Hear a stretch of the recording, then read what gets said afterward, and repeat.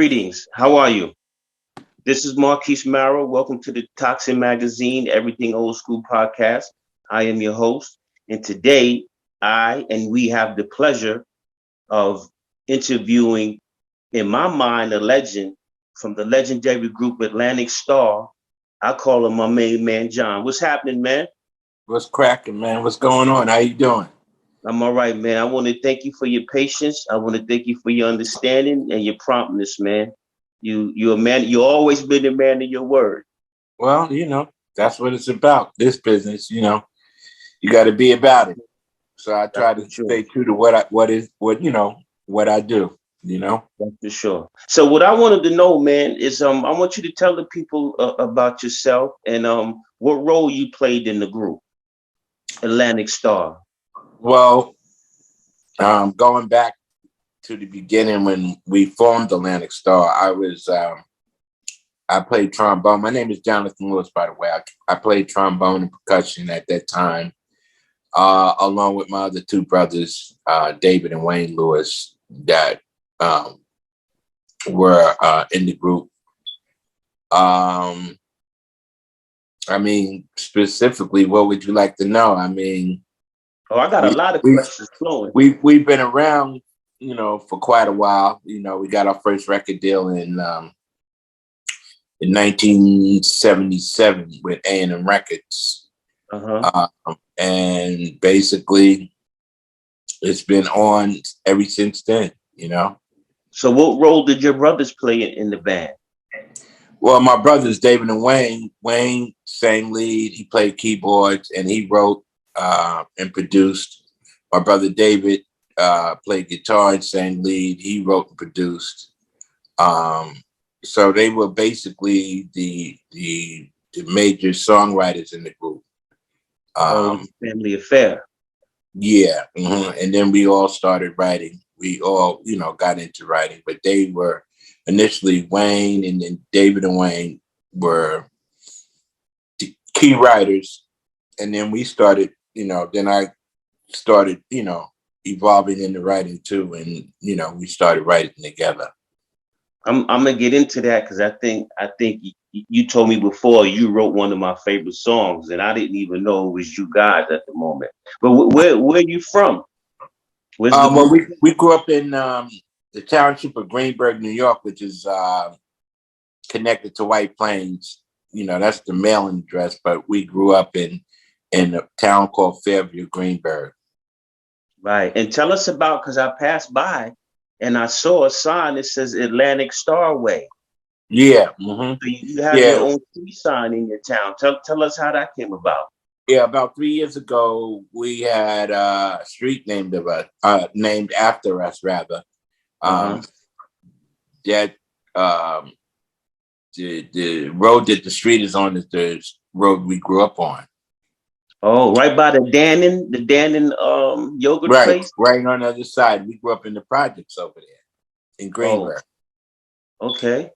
Yeah, and that the person that really spearheaded the whole thing was Judith Paville.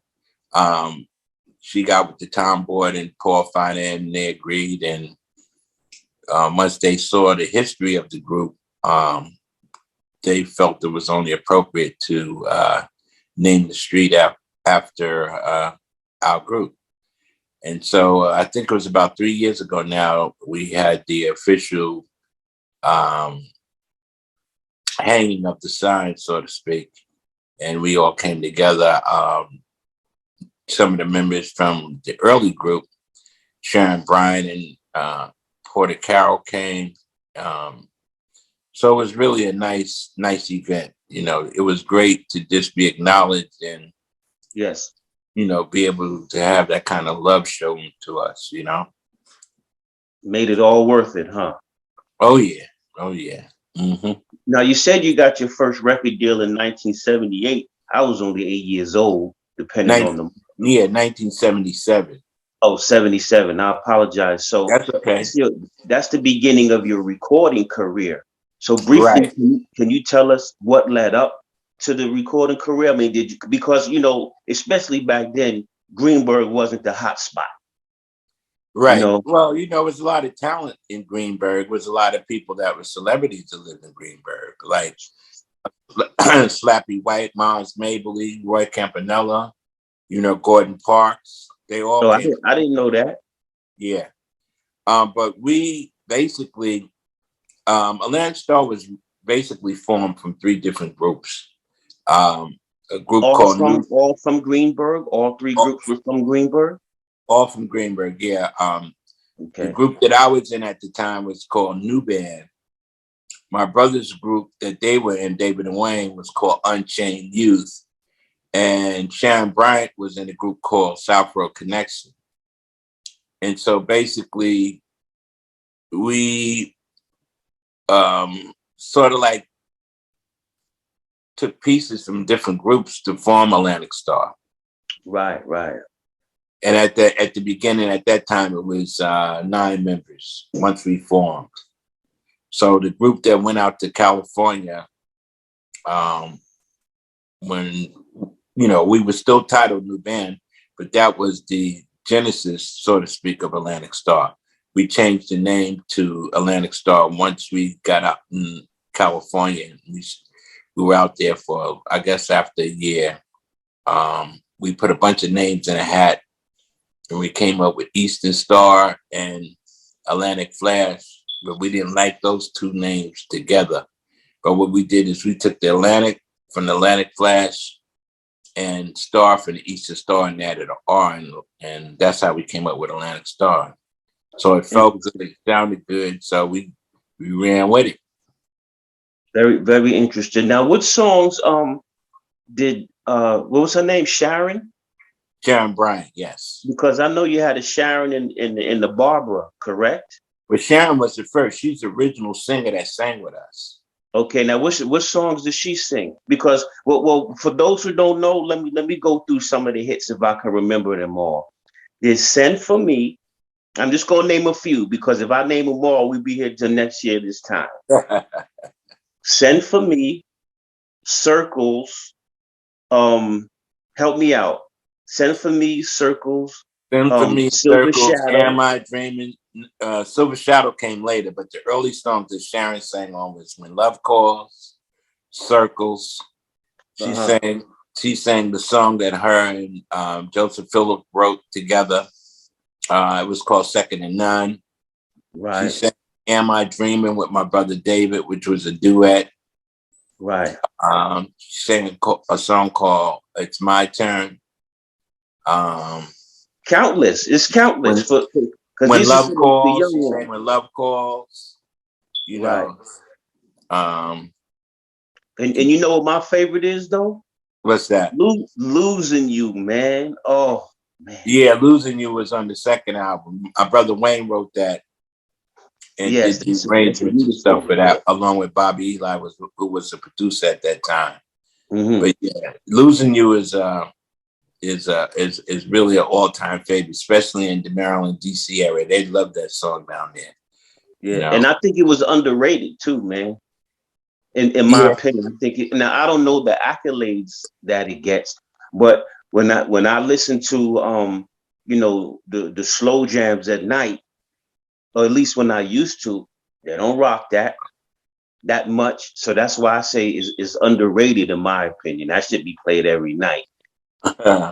Well, the Quiet Storm formats, it's not like it was during that time that you're talking about. Even though I feel that music is the old school is evolving and classics are coming back because these young kids are discovering, the original, the classic sounds. Right. And then you have some of the artists of today, like Bruno Mars, that has captured that that classic sound along with what's going on now, which is one of my favorite artists. I think he's exceptional. The way he's been able to go back and tap into the past along with what's going on now. I think he's a genius at what he does. Right. Yeah, he is. And I have a 3-part question for you. Okay. I know you said you went to California. You said that your group comprised of many groups or 3 groups. So Mm-hmm. what I wanted to know first is like out of all of those three groups, did you have auditions? Like how did you know which one to pick from which? Or was it just No, we word of didn't. mouth? We didn't have auditions because after a while, my brothers used to come and play with new band when we would have musicians that didn't show up, or or somebody left. They would always come and sort of like fill in those spots, just like when my brother's group Unchained Youth needed extra horns or whatever. Since I played trombone, I would go play with them. Okay. But it was no audition. Sharon was, I think, is a distant relative of Porter Carroll, the drummer, who was one of the original members, or one of the original founding members of Atlantic Starr. So she started singing with us because we wanted to incorporate a female. So her sister initially started singing, and then Sharon came along, and we started working with her, and basically, the chemistry worked. So. Chemistry. That's the key word, the chemistry. Mm-hmm. So but what led up to the deal and what led up to you guys going to California? Did you have to do a lot of shows locally first?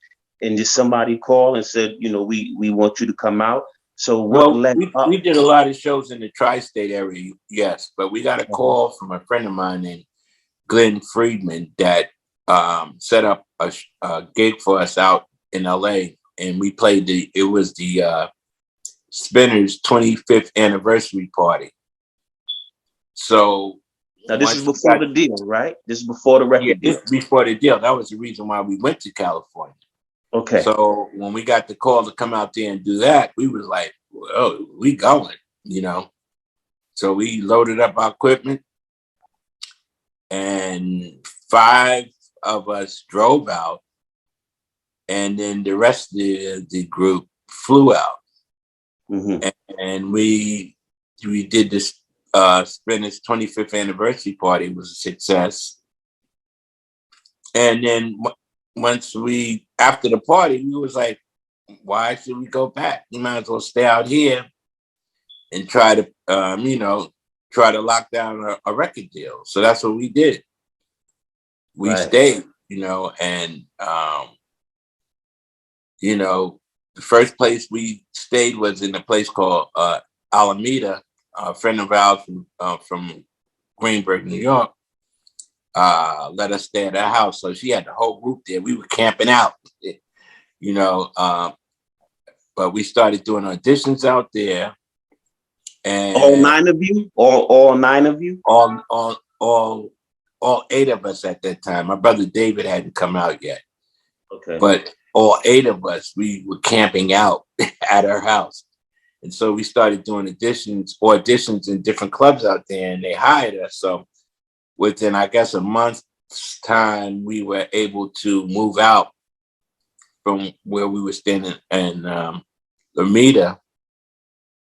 And we started staying in this hotel on La Cienega and Santa Monica. I can't remember the name of it. Oh, it was the Tropical Inn, I believe it was. So we stayed there. We got like 2 hotel rooms, and we ended up staying there for about a month, I guess. And after that, we had saved up enough money to move. So we ended up moving.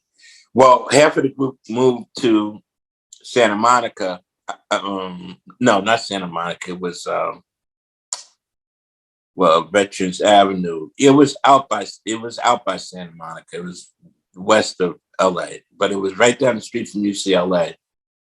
We rented one apartment, so some of the group stayed in the apartment, and some stayed at the hotel. And then we made enough money. We got another apartment there on Veteran Avenue. So we had 2 apartments, and that's where we lived or resided for, until we got our record deal. Right. And that's dedication and a leap of faith For sure. Well, it was all a leap of faith because when we went out to LA, we didn't go out there with a bunch of money. I think I had, by the time I got out there and we got settled, I might have had about $100 left in my pocket, so we had to grind. But, we worked together. We worked together as a team. And that's what carried us through. We had to work together because our survival depended on each other. Right. So now that's a big accolade, because to perform at the Spinners, which is a big group at the time, party or celebration, whatever it was, out of all of the groups that could have been there, and they called you guys, and you didn't even have a record deal. Now that's saying something.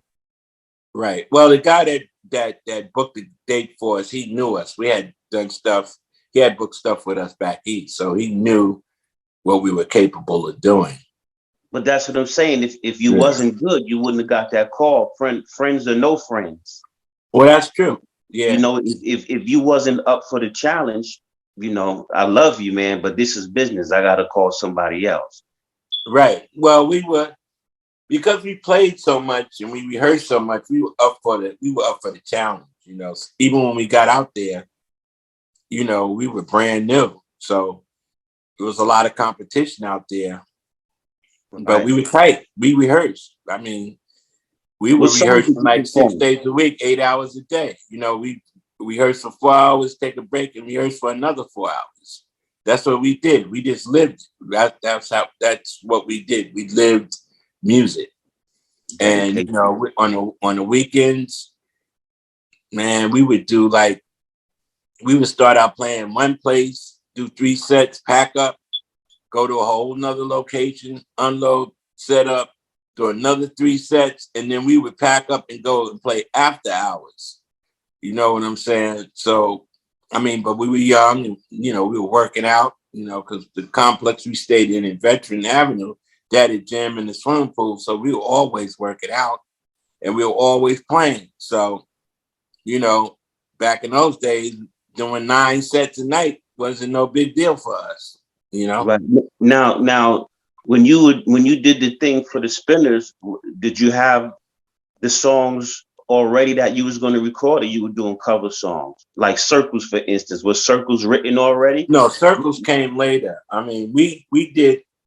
What happened was when we got out there at the time, our manager at that time, by the name of Earl Cole, he had hooked us up with a production, with this production company, which the name of the brothers were the Weissman brothers. And they brought us into the studio. We recorded at a studio up in Pasadena, and we recorded a demo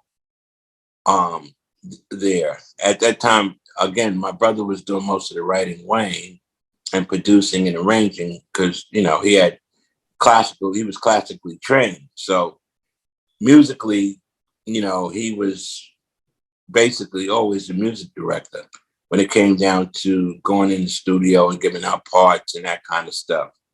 You know what I'm saying? So we did a demo with the Weissman brothers. Once we completed the demo, do you remember what songs were on that demo? Excuse me? Do you remember 1 or 2 songs that were on that demo? I would have to think. We had a long time ago. So were any of the hits? I would have to think about it, but it was about 7 to 8 songs, almost an album worth of songs. And basically, once it was completed, our manager at that time shopped it around. He went to A&M. They heard it. They liked it. One of the representatives came down to one of the after-hour clubs we used to play down in Anaheim, a club called Elliott Smith and Jones. And, we played 3 sets that night. He stayed. He was blown away. He went back and, spread the news around A&M Records, spoke with Herb Albert and Gil Friesen, who were the, the CEOs of the company, and they set up an audition for us to come to A&M to perform. So we came to A&M, which was the old Charlie Chaplin studio on Sunset Boulevard, and we did a show for them on the soundstage at A&M Records. And once we finished doing what we did, they dug it, they loved it, and they said, we want to sign you guys. So that was the beginning. So at that moment, I mean, all of those years of performing and getting groups together, once you guys found out that you was going to have a record deal by a major label, how did that feel, man? At that moment, like finally, thank God. Well, it felt great. I mean, it was a great feeling. I mean, you know, all the hard work had finally paid off. You know, right. So it was definitely an incredible feeling. You know, because from the time we got out there to the time of us going to A&M to perform, you know, to do the audition, I believe it was a year and 7 months. So basically, it took us a year and 7 months to get a record deal, you know, once we get out to California. Right. And a year and 7 months. And that's in between. That's a lot of hustling. A year and 7 months, nine gigs a night. Ooh. Well, like that wasn't every night. That was mainly on the weekends. But on the weekends is when we were really going in deep, you know, because we had there was a demand for us after a while. Right. Y'all guys. I mean, we was hopping all over the place. We could be we could be in the I'm trying to think of what to call that side of. Oh, we could be in Hollywood, and then we would go out to Riverside, and then go from Riverside to Anaheim. So you was creating the buzz for yourselves. Oh yeah. Our name got around real fast out there, you know, because when we hit the stage, we wasn't taking no prisoners. It was about business. You know what I'm saying? It was I declare war. So let me ask you this. I mean, since there was, I mean, I know that was normal back then, you know, to have 6, 7, 8 people in the group. But did you, for shows and for record deals, did you have to charge a little extra to make sure everybody got this satisfactory amount, since there was so many of y'all? Well, basically, in those days, you know, we were cooperatively living together. So it was one for all for one. So whatever we made, we equally split. You know, prior to the record deal, when we were working, most of the money that we were making was going to pay the rent, buy food, and all that kind of stuff. So it wasn't like we didn't really have pocket money. We had survival money. You know what I'm saying? We had a budget. Everybody was on the same page. You know? That's what made it work.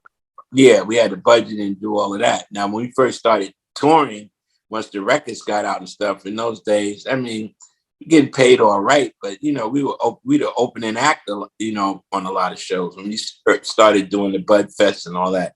Before we really start getting really hit success, you know, you got to pay your dues. You know, like prior to the record deal, you know, we basically doing what they used to call the Chitlin circuit.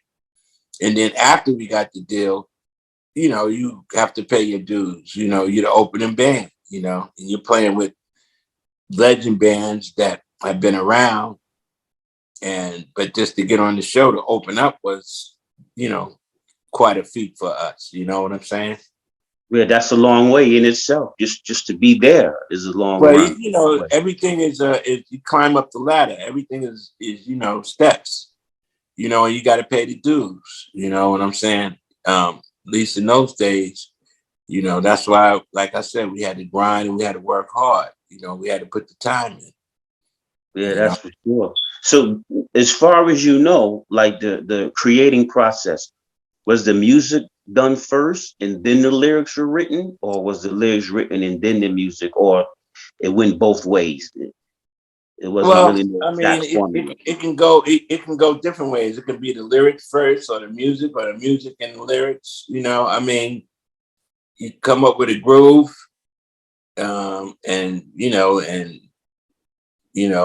my since my brother Wayne was, like I said, he in the early days he wrote a lot of the music and the lyrics, but Mm. when him and my brother David started writing together, Wayne would do a lot of the lyrics, and my brother David was doing a lot of the music. You know what I'm saying? So, and that's how we evolved. And then, I started doing stuff with them, and then started writing my own stuff, and collaborating with my brother Wayne as we got closer to these years. You know what I'm saying? But Yes, that's sir. basically how it evolved. You Now, know. was it intentional? Did you guys want to write slow songs and fast songs? Did you Well, guys say we got to do both? when we first started out, we were a funk band, you know, because when we first got to LA, we did a lot of covers, so we were doing the circuit um, in Los Angeles and down in Orange County and Watts and El Segundo and those places. So we were doing a lot of cover stuff at that time. When we were going out to gig, it was Mhm. mostly cover stuff. And then once we started getting really known as Atlantic Starr, then we started playing our stuff. You know what I'm Right. saying? So I mean, that's basically how we evolved. So what will you say was your most active years? And if you could, because there's so many hits, what would you say was the biggest hit? Or at least one of the biggest hits? When this all out of all the years you Yeah, asked your me? whole career. Yeah. Well, first, which years would you say were your most active, most busy, most touring, most year putting out songs? Which years you would Well, say? the first 4 albums we doing on A&M, we put out a lot of music. You know How what many I'm albums you guys had? saying? Collectively, in total, about 13. Oh wow. I didn't even know Mm-hmm. it. All from Atlantic? Or Atlantic different? Starr. Mm-hmm. I don't, But man. the, Wow. the the biggest hit we ever had was Always. Oh, that was bigger than Circles? Yeah, Circles was a pop hit, but it didn't do what Always did. Always went number one worldwide on every format: R&B, pop, and adult contemporary. The next one was Secret Lovers. That went number three pop, and it was top five on the R&B charts. Um, the adult contemporary, I believe it went number one. Pop charts, yeah, pop charts, it went number three. And then the other big song that we had that did really good, that went number three pop too, was a song called Masterpiece. All those records went gold. Masterpiece. I'm gonna have to play that one. That doesn't ring an immediate bell. Mm-hmm. I'm sure I heard it though. But what Yeah. what, what would you say were your most active years?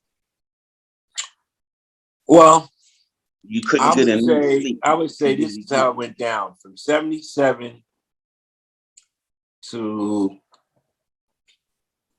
about 82, when we had all the nine in the group. I think we were quite busy then.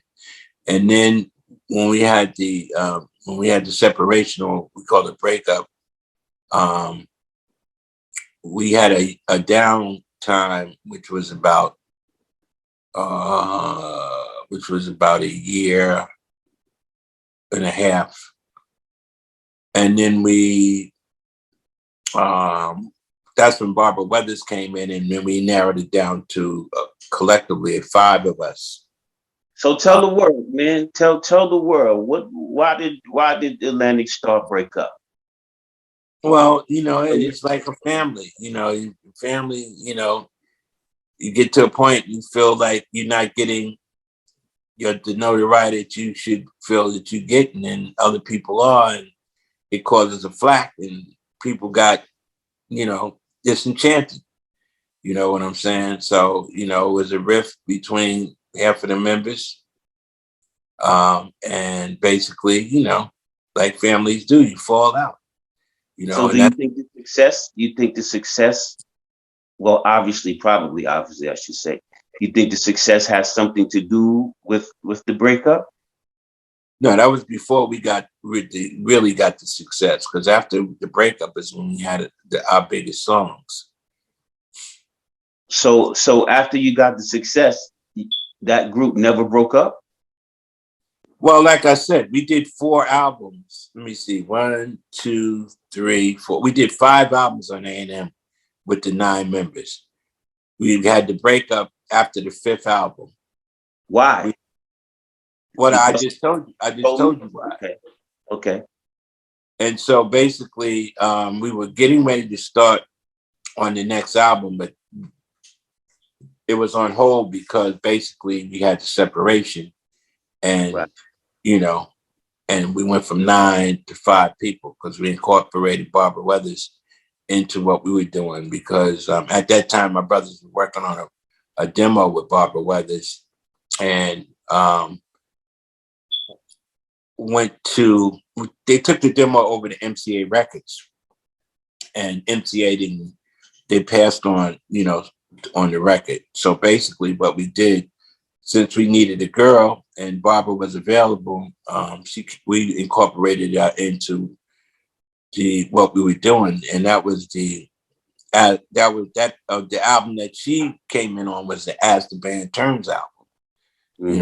And and that was the album that had Silver Shadow, Secret Lovers, those songs on it. You know what I'm saying? Yes, So sir. once we did that album, that was the first album that we basically, me and my brothers, basically produced without having a big producer, because the first 2 albums we worked with Bobby Eli out of Philadelphia. And then the next 3 albums, we worked with James Carmichael, who was the Commodore's producer. And, he worked with a lot of different artists in the business, Whitney, Michael, all of them. So he brought to the table a whole nother side that we could tap into in terms of really establishing ourselves. Those albums were the albums that we did. Am I Dreaming? Send for Me, When Love Calls, Circles. Joints. Huh? No, I said my joints. You was naming the songs. Yeah. Those albums were the ones that James Carmichael produced. But after the 5th album, we were getting ready to cut the next album, which became As the Band Turns. Me and my brothers basically produced that album ourselves. And from then on, we were producing the albums ourselves. Like that album, the All in the Name of Love album, We're Moving Up, and so on and so forth. All the albums after that, we produced, we wrote, and we had Gene Page come in and do the arrangements, the sweetening arrangements for strings and horns and all that kind of stuff. So we used to do big string sessions on our records. When we had a budget, we put the money into making the music, and we would spend the money to get the orchestration, not keyboard sounds, but we had real, violin, cello, players coming in with French horns and oboes and all that stuff. That was the high point of really, coming to the end of the record is when we brought the sweetening in.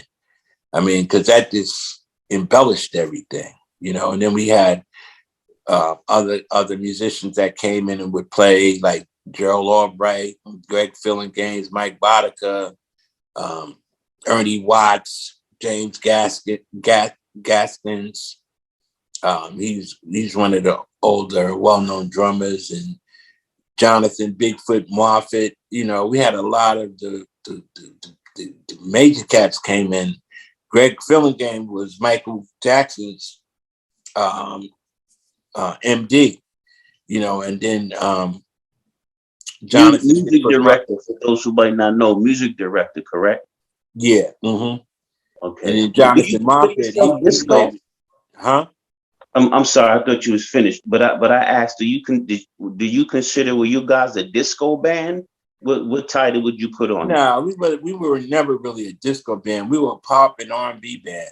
You know what I'm saying? That was our thing. Even though we did mess around and do a couple of disco cuts, trying to, you know, fit in when that disco era came, but that was never really our forte. We played real music. And I'm not saying disco wasn't real music, but I'm talking about songs. We did songs. We played and performed, you know, R&B, pop music, crossover, you know. Right. And I just got a few more questions for you, because this is Sunday afternoon. I want to thank you. You probably want to watch some NFL or something, because I know I'm about to. But I just got a few more questions, my brother. No problem.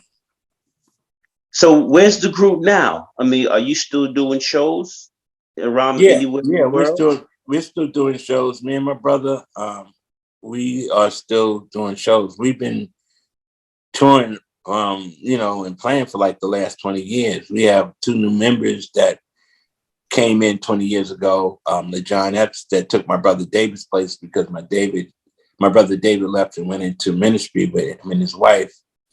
And then Melissa took the female's place. She came in 20 years ago, Melissa Pierce.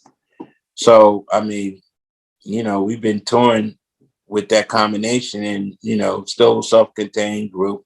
We have our own band, and we've still been doing it. Any New York, New Jersey, Connecticut area for some listeners who would love to see Atlantic Starr? The weekend of December 11th, we'll be in Pennsylvania.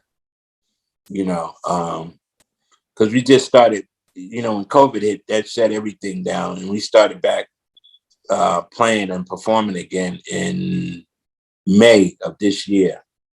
Okay. So we've been pretty steady ever since, you know. What about music? You got new music? You got a CD or something you could send me? They don't even make CDs no more. Well, the most recent CD we did, which was a couple of years ago, that didn't really get that much play, but is a good CD, and we're getting ready to revisit it. It's an album called Metamorphosis, Atlantic Starr Metamorphosis. But we are working on some new music, and we got some surprises coming out in the very near future. Let's put it that way. Do you guys put any? Well, that's another thing I wanted to say, just real quick. Do you think that hip hop had anything to do with? Because I know hip hop kicked disco off the planet. Hip hop ruined a lot of careers. Do you think hip hop had anything to do with the type of music that you guys did to kind of not be as big as it was at one time? Because did you realize just put it this way, real music never dies. That's why the classic stuff is coming back. And that's why Atlantic Starr is still in demand in terms of performing and stuff, because people want to get back to feeling those feelings they used to get when they heard music. Right. The stuff nowadays is basically sample, concept, you know, repetitious stuff. Most of it I don't understand. I don't understand this mumble stuff that they're doing and what they're saying. I don't understand conceptually what it's all about. You know, the kids do. It's their world now. I don't understand it. But, you know, to each his own. You know what I'm saying? But the shelf life for that music is very short. Even if it becomes a hit after 12 to 24 months, you don't hear it no more. They've been playing our music since we started recording the music. We from the first album up to now, that music is still being played. You ain't lie. And thank God for songwriting and songs, because we still getting our publishing. You know what I'm saying? So it's been a blessing for us. I mean, I don't have no complaints. That music is gonna outlive us. If you guys ever have a show in New York or New Jersey, Connecticut, let me know, man. Mm-hmm. So one more question, then I'm gonna let you go. Okay. Now, who do you think? And I'm gonna see if I can make some calls to make this happen.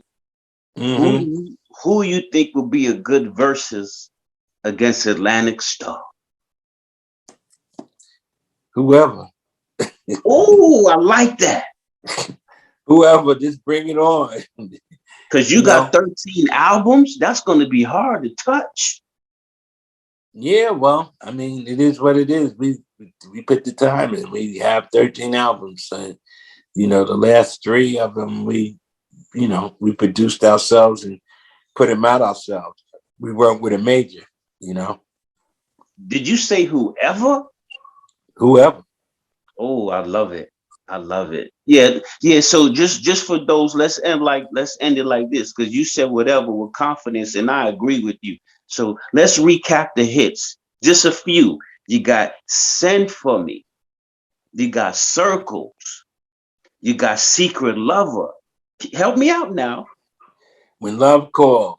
When Am Love I Dreaming? Am I Dreaming? If Your Heart Isn't In It, Send For Me. Man. We just named 8 Always. in 5 seconds. Secret Lovers.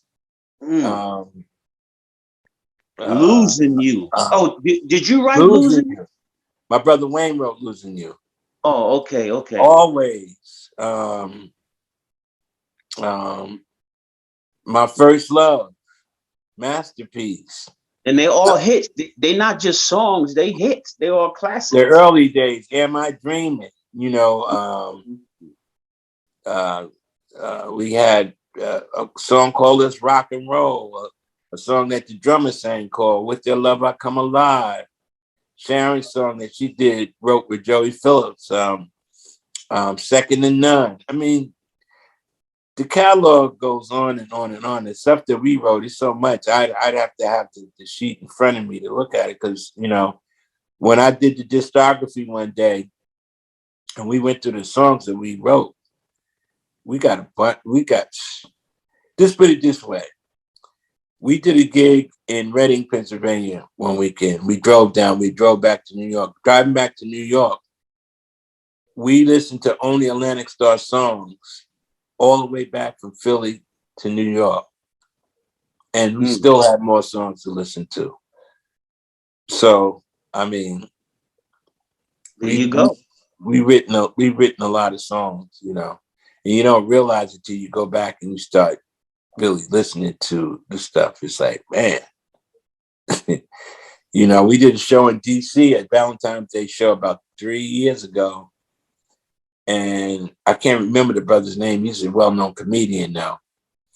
And we started playing the song. He was like backstage saying, they did that too, And then, in the early days, we had some other great writers with us, Sam Dees, who was the one who wrote Symphony, and Ron Kersey and Sam Dees wrote Am I Dreaming? So, we had some great people that worked with us, along with the producers, musicians. Like I said, we had a bunch of great musicians that played with us, Shame on you, man. Huh? Shame on y'all, man. You know what Secret Lovers, y'all responsible for a whole lot of illegitimate babies, man. Well, that song wasn't meant to promote negative. It was telling the story, which was it's the truth. Story. It wasn't meant to, to be negative. And promote anything, but that's life. People took it the way they took it, Yeah. Y'all geniuses, man. So I want to thank you, sir, again for being with Toxins Magazine, Everything Old School podcast. Big shout out to S. Bird, who's in charge of this whole thing and makes it possible. And good luck to you guys, man. I wish you nothing but the best. And like I said, if any shows come in the area, man, give me a call and I'm there, man. And I Without got a nothing. doubt, without a doubt, I'll keep you abreast on what's going on, and you know, we'll keep it moving. And it's an honor. And once again, thank you for being a man of your word. That shows your character. And I thank you. Peace, love, and happy holidays to you, sir. And same to you. And thanks for having me, man. And Man, it's remember, my pleasure. Atlantic Starr lives. I need one of those, man. You I'll got hook you anything to up. say? I'll get you one. I mean, I don't want something for nothing. I'll buy it, brother. Well, we could talk about that. I'll get you one now. Yes, man. I appreciate that. Not a problem. All right. Till the next time, sir. All right, brother. Stay blessed. God bless you, and keep on doing what you're doing. You know it. Later, bro. All right, holla. Indeed.